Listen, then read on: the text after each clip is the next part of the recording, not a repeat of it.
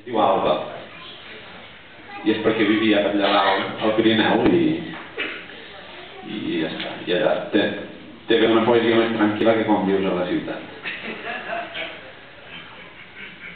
Et deixen la tendra manyaga de l'aire fresc del matí ran de galta, la límpida besllum del ventalló que et confessa el rostre blanc del nou jorn i aquest desuet silenci glaçat que t'ha fet de jazz del més plàcid son. Somiaves rialles, ninots de neu, corredisses al bosc i jocs d'infant en aquest petit paradís que saps que avui retrobaràs a cada passa. Engegues la ràdio, allà a ciutat parlen d'accidents, col·lapse i perill. Apagues la ràdio, t'alces d'un bot i obres, com un gran present, la finestra, que et sembla un aparador de pastissos. El bufarell que es filtra entre els batents t'emporta l'aroma al llavi badat que ha embafat el vidre. S'eixampa el cor i t'omple l'esperit l'oreig furtiu.